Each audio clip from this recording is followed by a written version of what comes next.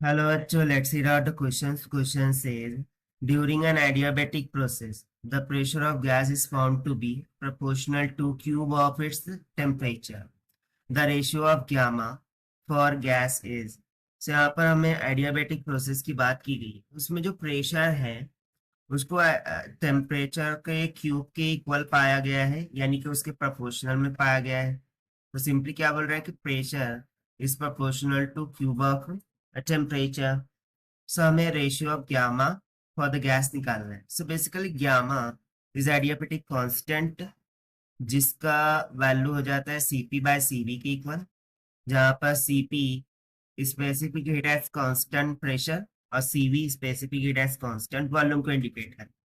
तो चलिए फिर स्टार्ट करते हैं सोल्यूशन से। But before of its, let's talk about the key concept which we are going to use here for this question. So हमें यहाँ पर कौन सा प्रोसेस की बात की गई है? एडियाबेटिक प्रोसेस की। सो एडियाबेटिक प्रोसेस की इक्वेशन को यूज करेंगे, that is PV power gamma is equals to constant होता है। बस इसी कंसेप्ट का हम यहाँ पर यूज करेंगे। सो इसको हम दे देंगे कंसेप्ट फर्स्ट और कंसेप्ट सेकंड में हम ideal gas equation PV is equals to NRT का यूज कर लेंगे। अब यहाँ पर पी प्रेशर है, बी वॉल्यूम है, N number of mole of gas, R universal gas constant, T temperature और gamma adiabatic constant. So according to question बोला गया है कि प्रेशर ये वैरी कर रहा है टेम्परेचर का क्यूब के। सो हमें इस फॉर्म में इक्वेशन फाइंड आउट करनी होगी। सो उसके लिए यदि मैं आइडियल गैस इक्वेशन को लिखूं PV is equals to nRT, और यहाँ से हम यदि वॉल्यूम के लिए एक्सप्रेशन निकालें, so volume would be equals to कितना हो जाएगा, n into R into T divided by P. ठीक है, अब इस वॉल्यूम की इक्वेशन को हम आइडियाबेटिक की इक्वेशन में सब्स्टिट्यूट कर देते हैं। So here we will say PV power gamma is equals to some kind of constant. So उस कांस्टेंट को हम के मान लेते हैं। फिर हम यहाँ पर v की जगह पर जो वैल्यू निकाली है that is n R T by P to the power gamma, इसको सब्स्टिट्यूट करेंगे, this will be equals to के।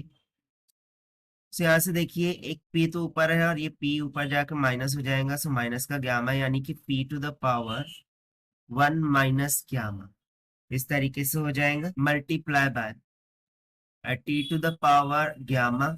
अब बाकी एन आर ये तो कांस्टेंट है, ये उधर जाके कांस्टेंट के साथ डिवाइड करके अगेन कांस्टेंट बना देंगे। सो इसको हम कांस्टेंट के ही मानेंगे। सो देखिए जब कभी कांस्टेंट का रिलेशन होता है तो हम प्रोपोर्शनैलिटी को इंडिकेट कर देते हैं। सो इस कंडीशन के according p to the power 1 minus gamma this will be proportional to 1 by t to the power gamma. अब मुझे p पे से 1 माइनस गामा को हटाना है। सो उधर मुझे इसको ले जाना होगा। सो इधर क्या बच जाएगा, सिर्फ p, और उधर t ऊपर आके माइनस का गामा हो गया। और देखिए मुझे 1 माइनस गामा यहाँ से हटा रहा हूँ। सो ये डिविडेंड में फिर क्या चला जाएगा, 1 माइनस का गामा। ठीक है, सो अब जो गिवन है उससे हम इसको कंपेराइज कराते हैं। सो ये जो minus gamma by 1 minus gamma है उसकी जगह पर 3 दिख रहा है। तो ये हो जाएगा minus gamma by 1 minus gamma, this is nothing but equals to 3 here. अब ऊपर नीचे मैं माइनस साइन से मल्टीप्लाई कर दूं, सो फिर ये क्या आ जाएगा, प्लस गामा डिवाइडेड, यहाँ पर +1 का -1 हो जाएगा। अब minus minus will get plus, यानी कि गामा फिर इधर आ जाएगा। ठीक है, and this will become equals to 3। So gamma divided by gamma -1, इसका वैल्यू हमें कितना मिल जाएगा, 3 की। अब इसको क्रॉस मल्टीप्लाई करेंगे तो gamma is equals to thrice of gamma minus में 3 हो जाएगा। सो 3 को इधर लेकर आएंगे, गामा को उधर लेकर जाएंगे तो 2 गामा हो जाएगा। So this will give us the value of gamma is equals to 3 divided by 2।